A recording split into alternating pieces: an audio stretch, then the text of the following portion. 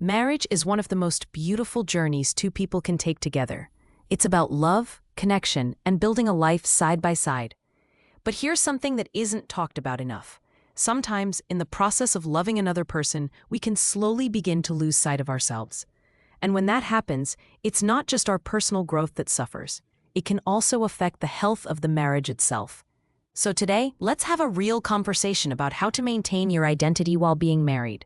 Not in a way that creates distance, but in a way that allows you to bring your fullest, truest self into the relationship. Because when two whole people come together, that's when marriage can thrive. Think about it. Have you ever noticed how easy it is to slip into routines in a relationship where we becomes the main focus and I takes a back seat? Maybe you gave up hobbies you once loved.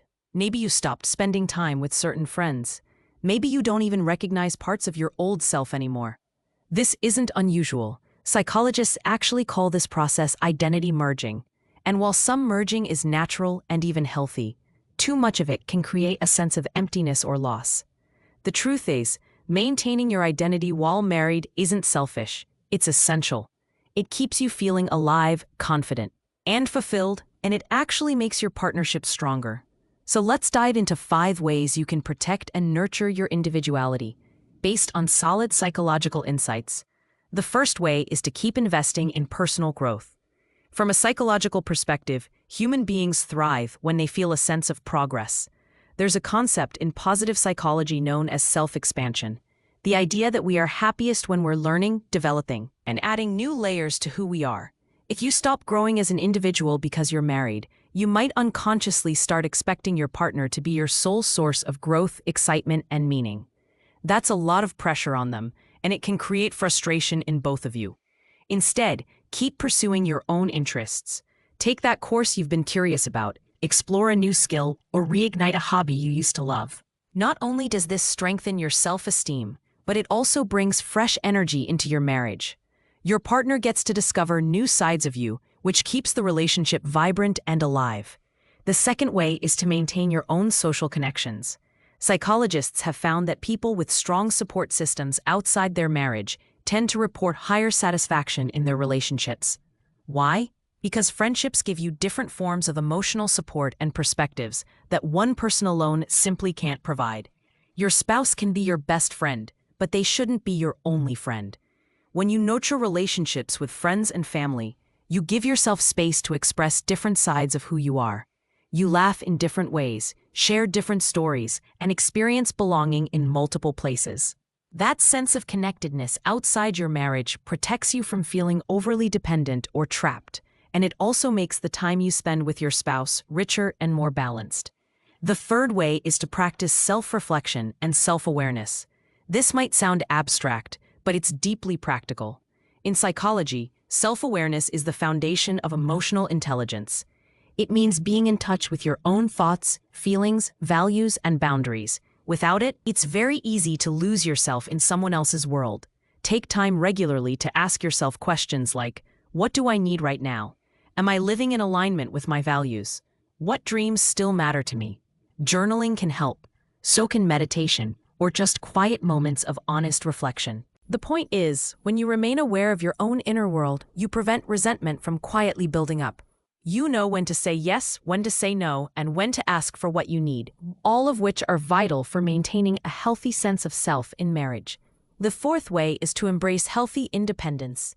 In attachment theory, which studies how we form and maintain bonds, a secure relationship is one where both partners can be close, yet still function independently. Think of it like 2 trees planted side by side. Their roots may intertwine, but each tree still grows upward on its own. Independence doesn't mean creating distance or shutting your spouse out. It means feeling confident enough to pursue things on your own while still staying connected. Go ahead and spend an afternoon doing something just for you.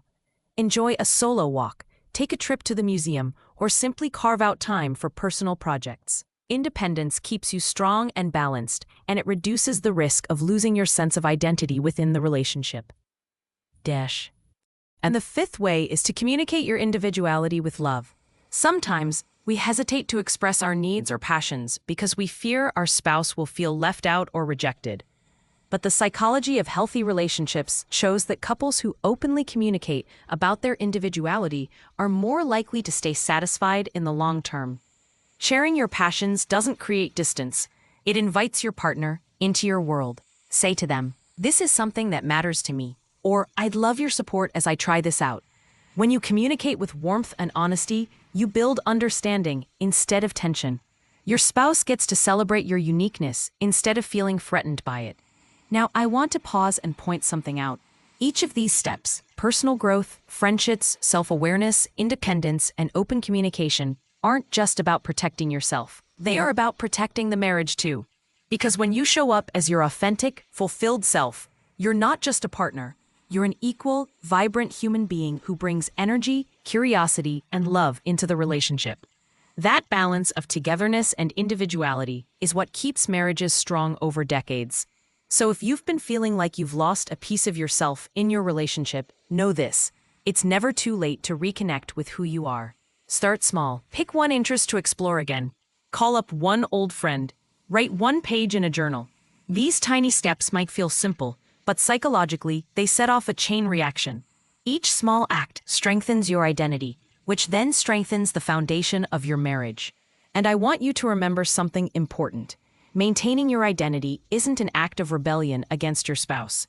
It's an act of love for both of you.